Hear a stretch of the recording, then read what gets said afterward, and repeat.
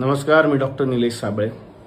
सन्माननीय राशी चक्रकार शरद उपाध्ये सर यांच्याशी मला खरं तर थेट संवाद साधता आला असता, कारण त्यांचाही नंबर माझ्याकडे आहे, माझाही फोन नंबर त्यांच्याकडे आहे.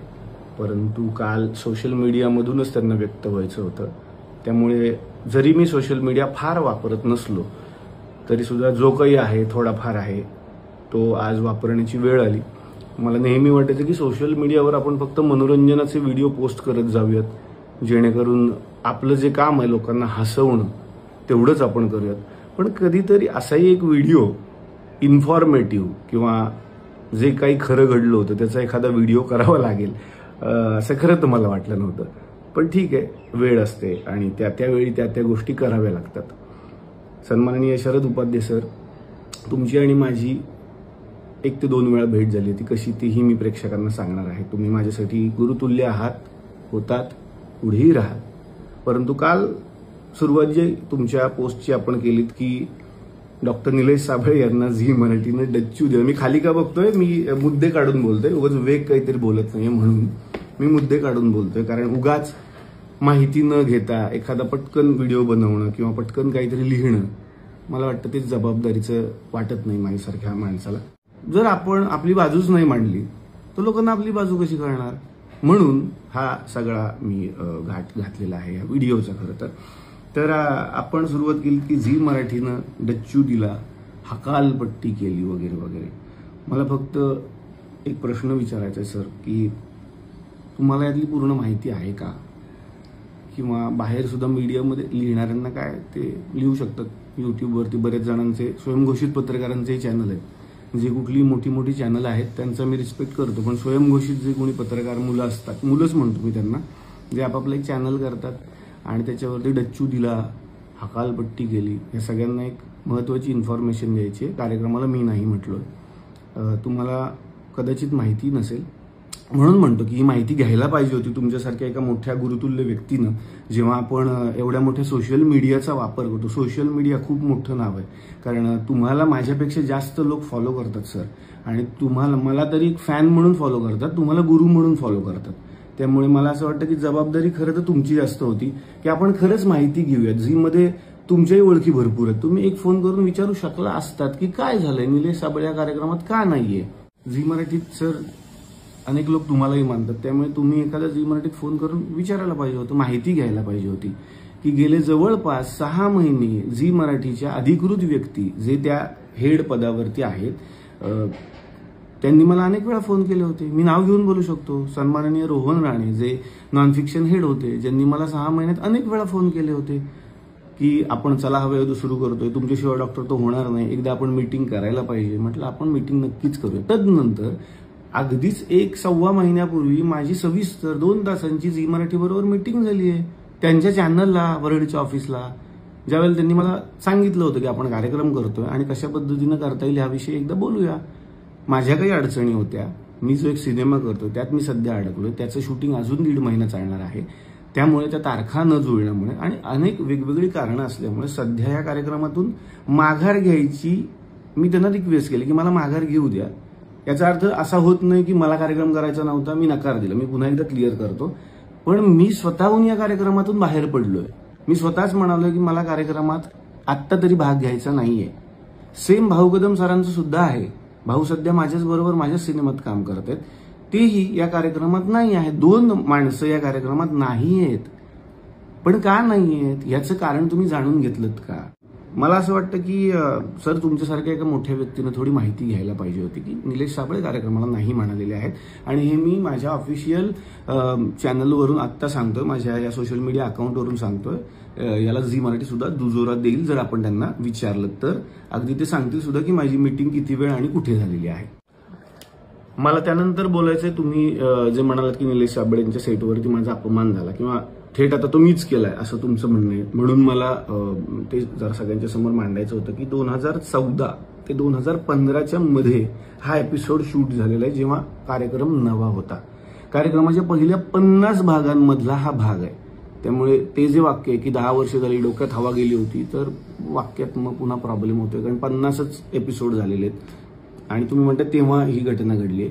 तर तेव्हा हवा गेली होती कदाचित. मग 10 वर्ष झाल्यावर हवा डोक्यात गेली, ही वाक्यच वेगळी वेगळी वाटतात मला सरळ सरळ. पहिल्या 50 भागातच चला माझ्या डोक्यात हवा गेली असेल असं तुमचं म्हणणं आहे.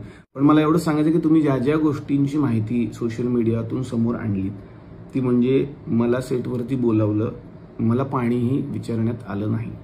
मला सगळ्यांना सांगायचं की SL विजन नावाची खूप मोठी कंपनी, खूप नावाजलेली झी मराठीची कंपनी चला हवा येऊ द्याचा सगळा कारभार सांभाळते आणि त्यांनी उत्तम हा कारभार सांभाळलाय आजपर्यंत. कंपनीची किती माणसं काम करतात, जे जे लोक हवा येऊ द्याच्या शूटिंगला आलेत त्या सगळ्यांना माहिती आहे. चॅनलची माणसं आलेल्या कलाकारांना रिसीव्ह करण्यापासून त्यांच्या मेकअप रूम पर्यंत नेण्याचं कामही करत असतात. क्लासिक स्टुडिओ जो मीरा रोडला आहे त्या क्लासिक स्टुडिओला याचं चित्रीकरण झालं आणि क्लासिक स्टुडिओची सगळ्यात मोठी रूम ही शरद उपाध्ये सरांना देण्यात आलेली होती, जी AC रूम होती. मला जितकं माहिती आणि जितके कलाकार हवा येऊ देत आलेले आहेत त्या सगळ्यांना हे माहिती असावं की प्रत्येक मेकअप रूममध्ये ऑलरेडी पाण्याच्या बाटल्या ठेवलेल्या असतात. कारण आदल्या दिवशी त्याची रिहर्सल होते, म्हणजे आदल्या दिवशी त्याची मीटिंग होते की कुणाच्या रूममध्ये काय काय गोष्टी असायला पाहिजेत आणि त्या असायलाच पाहिजेत अशी ती स्ट्रिक्ट वॉर्निंग असते. याही व्यतिरिक्त तुमचं म्हणणं होतं की माझ्याशी निलेश साबळे बोललेच नाहीत. बरं, पाण्याचा मुद्दा आणखीन मला थोडा पुढे न्यावासा वाटतोय. पाणी विचारलं नाही ही खरंच माझी जबाबदारी असेल का असं मला अजूनही प्रश्न पडलेला आहे. कारण मी स्टेजवरती होतो, तुम्हाला जसं आठवतंय मी रिहर्सल करत होतो आणि आपण सर आपल्या रूममध्ये होतात. माझी रिहर्सल उरकून मी प्रत्येक कलाकाराच्या रूममध्ये गेलो, त्यावेळी तुम्हाला पाणी नाही मिळालंय. ह्याला मी जबाबदार आहे का मला अजून कळत नाही. मी ब्लँक आहे गेले 3-4 तास की मी जर स्टेजवर आहे आणि सरांना खाली पाणी नाही मिळाले, ज्याचा निर्माता मी नाहीच आहे, त्या शोचा ज्याचा शोचा निर्माताच मी नाहीये. बरं, त्या निर्मिती संस्थेला मी दोष देतोय का तर नाही, त्यांची कामाची पद्धतही मी तुम्हाला सांगितली. तरीही पाणी न देणं हा अपमान मी कसा केला मला माहिती नाही. त्यानंतर दुसरा एक मुद्दा आहे, तुम्ही म्हणताय की स्टेजवरती जाताना निलेश साबळेंनी मला स्माईलही नाही दिली. हे एक वाक्य आपण धरूयात आणि दुसरं वाक्य तुम्ही बोलताय की सगळ्या कलाकारांच्या रूममध्ये निलेश साबळे जात होते, त्यांच्याशी ते गप्पा मारत होते आणि शेवटी 4 वाजता माझ्याकडे आले. 4 वाजता मी तुमच्याकडे आलोय तुमच्या म्हणण्याप्रमाणे, म्हणजे तुमचा माझा काहीतरी तुमच्या रूममध्ये संवाद झालाय. जेवढं मला आठवतं, आणि हे काही उगाच मोठेपणा म्हणून मी सांगत नाही, अनेक कलाकारांना माहिती आहे माझ्यापेक्षा जेवढे लोक मोठे असतात त्या सगळ्यांच्या पाया पडूनच मी त्या रूममध्ये एंट्री करतो. अनेक मोठमोठी मंडळी आहेत, मी पाया पडल्याशिवाय त्यांच्या रूममध्ये जात नाही. तसंच तुमच्याही बद्दल झालं, ज्याला साक्षीदार वैजयंती आपटे मॅडम आहेत आणि केशव पेडणेकर हे जेव्हा चॅनलकडून हा शो सांभाळायचे ते सुद्धा याला साक्षीदार आहेत. आम्ही तुमच्या रूममध्ये आलो, मी तुमच्या पाया पडलो, तुम्ही मला आशीर्वाद दिले, तुम्ही माझं खूप कौतुकही केलं, मला सांगितलं की कार्यक्रम अजून पुढे चालू देत. मग आपण संवाद साधला की आज अशा अशा पद्धतीनं हा एपिसोड होणार आहे, ही प्रहसनं आम्ही तुमच्यासमोर सादर करणार आहोत, अशा अशा आपण गप्पा करणार आहोत. आता हा झाला एक मुद्दा 4 वाजताचा.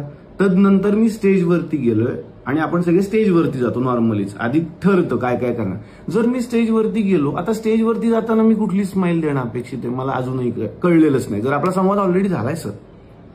याच्याही पेक्षा वेगळी गोष्ट, आदल्याच दिवशी तुमचा माझा आणि केशव पेडणेकर यांचा एक कॉल झाला होता सर. आदल्याच दिवशी रिहर्सल होती आमची, तुम्हाला आठवत असेल, संध्याकाळी 5 ते 6च्या मध्ये अर्ध्या तासाचा कॉल येतो, ज्याच्यामध्ये तुम्ही म्हणालात की मला जरा कलाकारांचे स्वभाव जाणून घ्यायचे आणि मी कलाकारांच्या राशी सांगणार आहे, त्याविषयी मी असं असं बोलणार आहे, तुम्हाला काही ऍड ऑन करायचंय का साबळे, तुम्ही मला एखादी गंमत सांगू शकता स्टेजवरती. हा एक खूप हसत खेळत आपला संवाद झाला होता, ज्यात तुम्ही काही मला जोक्स पण सांगितले होते. मी पण सांगितलं की भाऊ कदम यांच्याविषयी तुम्ही जरा गंमत करा, अमुक कलाकाराविषयी ही गंमत तुम्ही सांगू शकता. हा एक हसत खेळत संवाद आदल्या दिवशी 1 तासाचा झालाय की आपला, म्हणजे आपली अजिबातच ओळख नव्हती असंही नव्हतं आणि खरंच झालाय हा संवाद, तुम्हाला आठवतही असेल. त्यानंतर तुम्ही म्हणताय की माझ्या रूममध्ये आलेच नाहीत, शेवटी 4 वाजता आलेत, इतर कलाकारांच्या रूममध्ये गप्पा मारत बसले होते. तर इतर कलाकार त्यांच्याबरोबर कोण होते हेही मला सोशल मीडियात सांगायचंय. इतर कलाकार म्हणजे त्या एपिसोडमध्ये होते मंगल गाणी दंगल गाणी मेरी आवाज सुनो, आवाज की दुनिया याचे संस्थापक आणि खूप मोठे व्यक्तिमत्व अशोक खांडे सर, आणि दुसऱ्या रूममध्ये होते बोलक्या बाहुलीकार रामदास पाध्ये सर. मी यांच्या रूममध्ये गेलो होतो आणि मी गप्पा नव्हतो मारत, कारण साधारणपणे त्यांचं वय आणि माझं वय याच्यात खूप फरक आहे. पण रामदास पाध्ये सर आजच्या या कार्यक्रमात काय काय सादरीकरण करणार आहेत हे मला ते सांगत होते. त्यांनी परदेशातून काही नवीन बाहुले आणलेले आहेत, त्याविषयी ते मला माहिती देत होते, जी की घेणं मला गरजेचं आहे, कारण आपला संवाद आदल्या दिवशी झालाय, तुम्ही काय काय सादर करणार आहात. रामदास पाध्ये सर त्याच दिवशी आल्या कारणानं आणि त्यांच्याशी आदल्या दिवशी माझा संवाद झालेला नाहीये, ते मला सांगत होते की दिग्दर्शक म्हणून हे तुला पटतंय का बघ, की आणखीन यात ते ऍड ऑन करूयात. सेम अशोक खंडे सरांनी त्यांचा एक मोठा ताफा आणलेला होता, जे की गाणार होते, नृत्य करणार होते आणि ते रात्री शूटिंग वेगळं होणार होतं आपल्या गप्पांनंतर.